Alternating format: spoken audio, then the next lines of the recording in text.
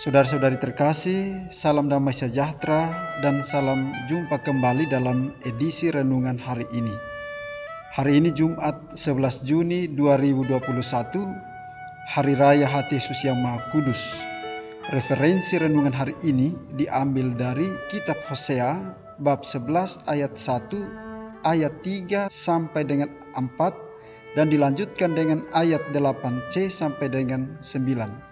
Bacaan kedua diambil dari surat Rasul Paulus kepada jemaat di Efesus bab 3 ayat 8 sampai dengan 12, dilanjutkan dengan ayat 14 sampai dengan 19. Dan bacaan Injil diambil dari Injil Yohanes bab 19 ayat 31 sampai dengan 37.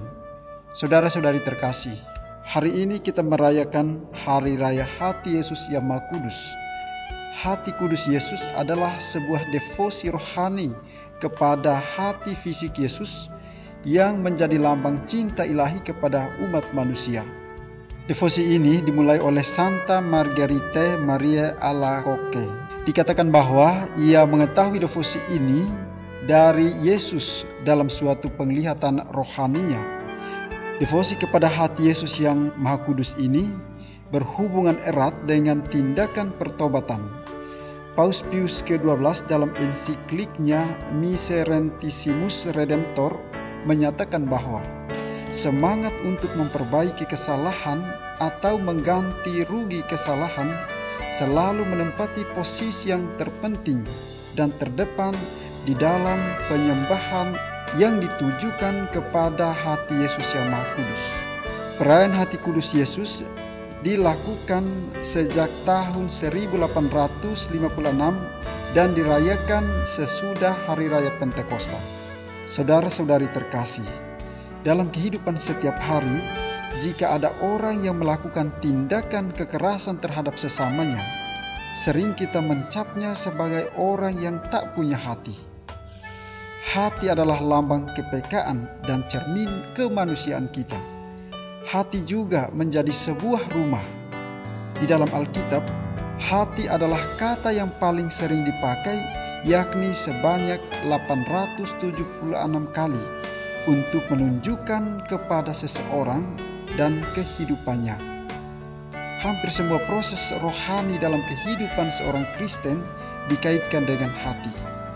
Saudara-saudari terkasih, ketika kita merayakan hati Yesus yang Maha Kudus, kita mengenakan sosok Yesus yang hanya ingin menyelamatkan manusia dengan kelemah lembutan.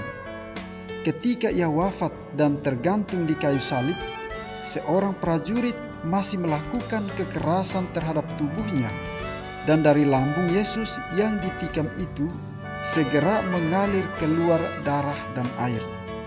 Keduanya adalah lambang penebusan dan pengampunan Allah melalui Yesus Kristus, satu-satunya sosok yang dapat mengalahkan segala bentuk kekerasan di muka bumi ini. Saudara-saudari terkasih, hari ini adalah momen bahwa kita diingatkan kembali sebagai manusia yang berhati. Hati yang penuh kelemah lembutan sebagai obat dan gambaran dunia yang terluka. Dunia yang terluka perlahan-lahan akan pulih. Kepulihan itu dilukiskan juga oleh Nabi Hosea. Allah ingin menyembuhkan Israel yang disebutnya sebagai anak dengan tali kesetiaan dan dengan ikatan kasih. Allah datang bukan untuk membinasakan, melainkan untuk menyelamatkan karena belas kasih-Nya. Untuk menjadi sebuah permenungan bagi kita, hati Allah selalu berusaha menyembuhkan manusia, namun kejahatan dan kekerasan tetap merajalela. Apakah manusia tidak mau membuka diri untuk diselamatkan? Yesus sudah hadir dalam figur yang mampu menyejukkan suasana, menebarkan senyum perdamaian, dan mengungkapkan kasih yang tulus. Saudara-saudari terkasih, sesungguhnya kita diingatkan kembali bahwa kita diciptakan sebagai manusia yang dibekali dengan hati dan perasaan, dan bahwa hanya kelemah lembutan dari kemanusiaan kita itu Dunia yang terluka ini dapat disembuhkan. Hati Yesus adalah gambaran di dalam kemanusiaan, sesuatu yang juga kita miliki sebagai manusia. Dunia kita membutuhkan kehadiran figur-figur yang mampu menyejukkan suasana, menebarkan senyum perdamaian, dan mengungkapkan kasih yang tulus, menyatakan iman dengan ancaman terhadap popularitas, kedudukan, atau nyawa, tidak dapat dilakukan oleh semua orang. Sedih mendengar makin banyak orang menyangkali Kristus karena sesuatu yang lain.